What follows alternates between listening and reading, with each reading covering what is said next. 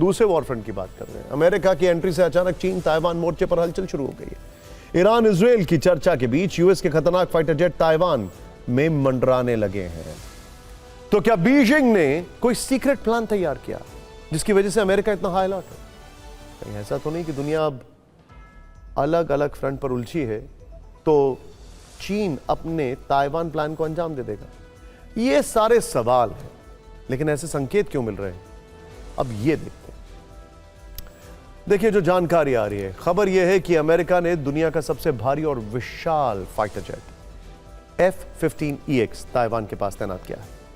इसे जापान के ओकिनावा द्वीप में कडेना एयरबेस पर अलर्ट मोड में रखा गया है। कडेना अमेरिकी वायुसेना का बेस है। कडेना एयरबेस को इस लड़ाकू विमान की तैनाती के लिए इसलिए चुना गया है क्योंकि ताइवान स्ट्रेट के सबसे करीब अमेरिका का यही एयरबेस है, जहां 44 सालों तक 48 F-15CD फाइटर जेट्स तैनात रहे। अमेरिका अब उन पुराने लड़ाकू विमानों को वहां से हटाकर और उनकी जगह पर घातक F-15EX को तैनात कर रहा है।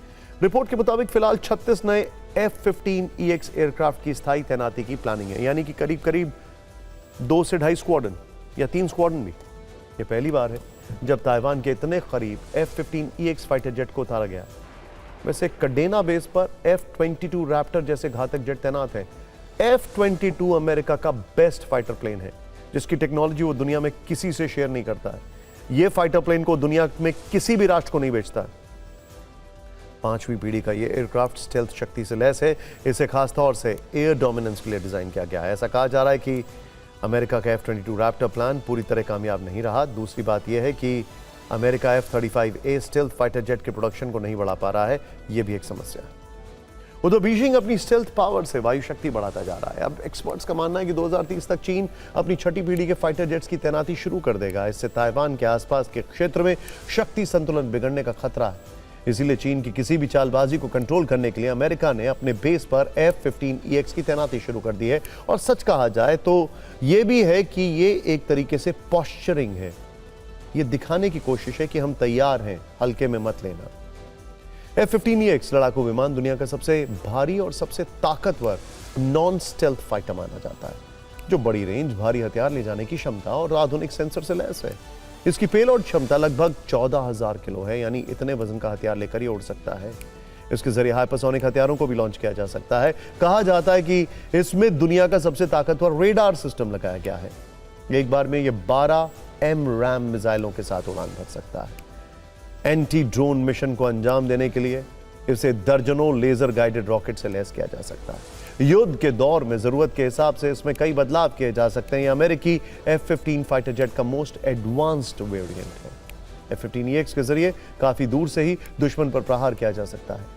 इन्हीं काबिलियत की वजह से इसे अमेरिकी वायुसेना की रीढ़ कहा जाता है। F-15EX लड़ाकू विमानों की तैनाती को अमेरिका की इंडो पैसिफिक रणनीति का अहम हिस्सा माना जा रहा है।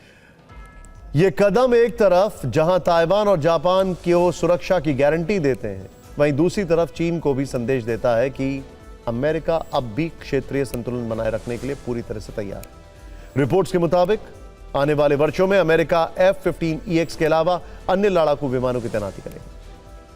1980 से अमेरिका और ताइवान के बीच रक्षा संबंध बरकरार है।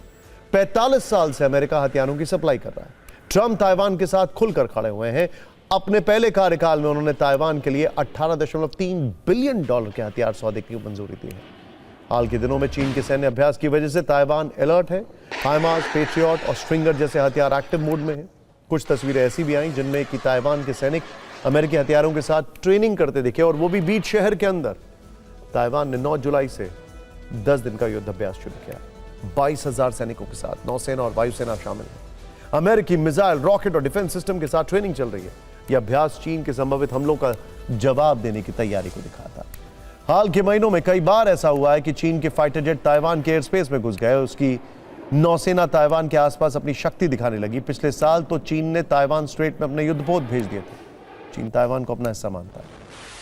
ऐसा कहा जाता है कि बीजिंग ने इसे अपना बनाने के लिए 2027 तक का टारगेट रखा है, लेकिन चीन पर भरोसा नहीं किया जा सकता। उसकी तैयारी और आक्रामकता बताती है कि वो ताइवान पर बिना किसी चेतावनी के भी बड़ा हमला कर सकता है। शायद इसीलिए ताइवान से लेकर अमेरिका तक अलर्ट मोड में है।